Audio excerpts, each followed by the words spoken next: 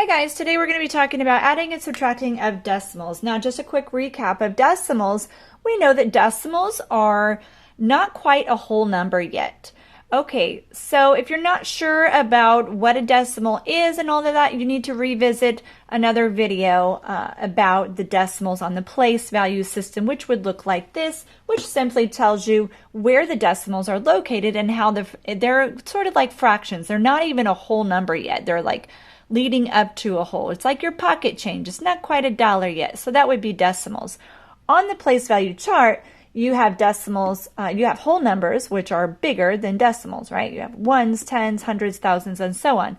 And for decimals, you have tenths, hundredths, thousands, and so on going that way. And the further you go to the right, away from the whole number, the lesser of the value. Okay, so that's the basics of decimals, what they are. Okay, so now we're going to get into what exactly are the steps when adding and subtracting of decimals. So step one, you have to align the decimals. Well, if you have something like this, you have 72 whole numbers, you know they're whole numbers, it's like having $72 or something, but you don't have any decimals after that. You just have 72 ones, okay? And if you have 3 ones and 25 hundredths, then you're trying to add those. The first thing you want to do is align your decimals. But wait, there's no decimals. Well, that's where if you just have a whole number, you would simply, I'm just going to use a different color here. You're going to plug in some decimals, and then step 2, you're going to place zeros. Your placeholders are going to be zeros. So anything that was blank, you're going to have to put your decimal and put some zeros for your placeholders there. This is a very important step, especially when you're going to get into the subtracting, and I'll tell you about that in a little bit. So for right now, step 1, we've aligned the decimals. What does align mean? It means line them up. So you see these? They are nice and lined up here. Okay, so that means that's going to be a very important step for the very last part of our labeling of our answer. Step 3 is you just simply add or subtract like normal. So now that you have your decimal, you have your placeholders, everything's lined up, you can just add like normal, like you would. You always start in the ones place. So you say 0 obviously plus 5 is 5, 0 plus 2 is 2, and then you go 2 plus, now I always just drop my decimal right in there. And then you just drop it straight down. Okay, that is actually part of step 4, bringing the decimal straight down. So you add or subtract like normal, and you bring your decimal straight down. And that's the beauty of adding and subtracting with decimals. All you got to do is bring it down. And then you just continue adding. So you have 2 plus 3 is 5, and then your 7 plus nothing. Now if you really wanted, you could put 0 there, but you don't have to necessarily. But 7 plus nothing is just going to be 7. So your answer then is 75 and 25 hundredths, or 75.25. Now, if you were to put that in money, you would have $75 and a quarter, right? Okay, so with the alignment here, step 1, you aligned your decimals, put your placeholders of zeros, and then you add or subtracted like normal, starting with your ones place, working your way over, and then you drop your decimal right down in its spot. Okay, so that's adding of decimals. Okay, so here's a new one, 451 plus 29 and 5 hundredths. Now I want you guys to take a minute, I'm going to pause it, and I want you guys to follow the steps. Align up your decimals, which means what? You're going to have to plug them in there. And you're going to put your decimal and put step 2, placeholder zeros. Boom, boom. In this case, there's 2.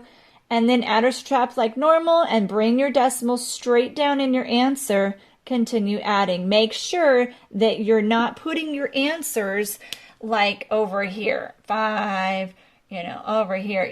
No, line them straight up and down, up and down. So I'm going to give you guys a second to do that. Okay, and here's your final answer. Notice what I did here. I have my decimal I've added, and I've aligned them.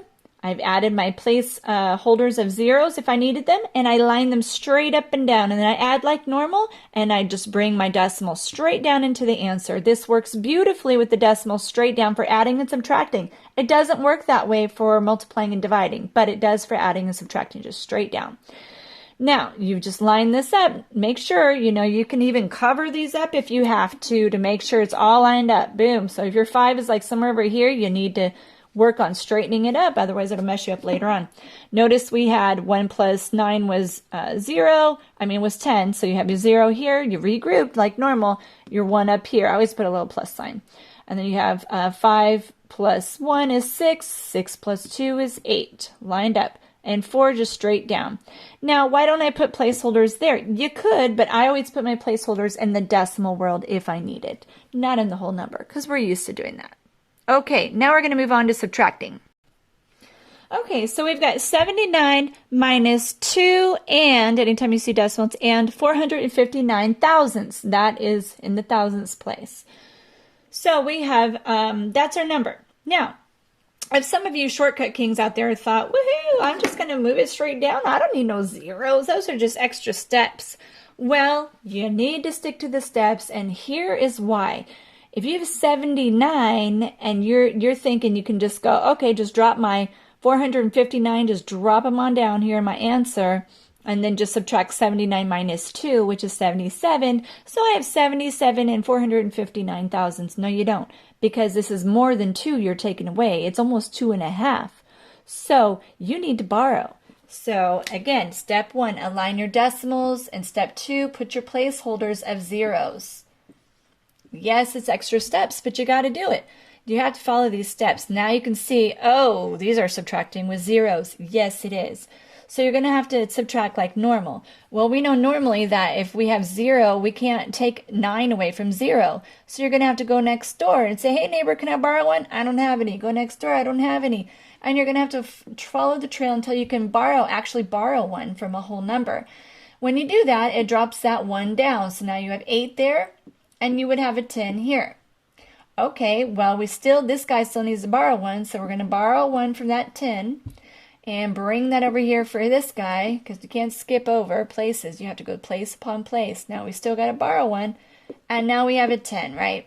So now we can subtract like normal. Again, you're going to drop your decimal as you're going along. Straight down. 10 minus 9 is 1. 9 minus 5 is 4. 9 minus 4 is 5. Drop your decimal down, and 8 minus 2 is 6, and just 7. We didn't have to borrow anything from that 7. So your final answer here, notice it was not 77 and 459. It is not that. It is 76 because you had 2 and somethings. So that's your final answer. Now I'm going to have you guys do one on your own on the next one. I'll go a little gentle on you. 24 minus 7 and 28 hundredths. Go ahead and try and solve that following these steps. Put your decimal, your placeholders, and do subtraction like normal and bring your decimal down in the answer. Go. Step 1 and 2 should look like this. And steps 3 and 4 should look like this. After step 1 and 2, you just subtract like normal. You would have to borrow from over here from this 4, making that a 3. Making that a 10, but you still need to borrow 1 for 9, making that a 10. And you have 10 minus 8 is 2, 9 minus 2 is 7, drop your decimal. You had a 3, you had to borrow next door from this neighbor over here. And you had now a 13 minus 7 is 6, and 1 minus nothing is 1. 16 and 72 hundredths. If you're still not sure about these steps, you really, maybe it's not so much the decimal as it is the subtracting and regrouping and borrowing. So you maybe need to revisit some of the subtracting videos that we have as well.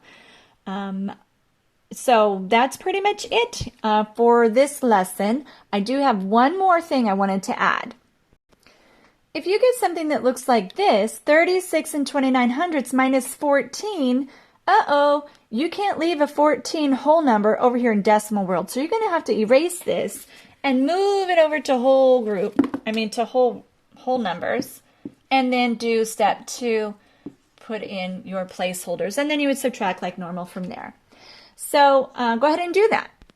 Haha, in this case, we didn't have to borrow anything. It was just bigger on top. 9 minus 0 is 9. 2 minus 0 is 2. 6 minus 4 is 2. And 3 minus 1 is 2. 22 and 29 hundredths. I hope you enjoyed it. I hope you learned something new. Thanks for tuning in.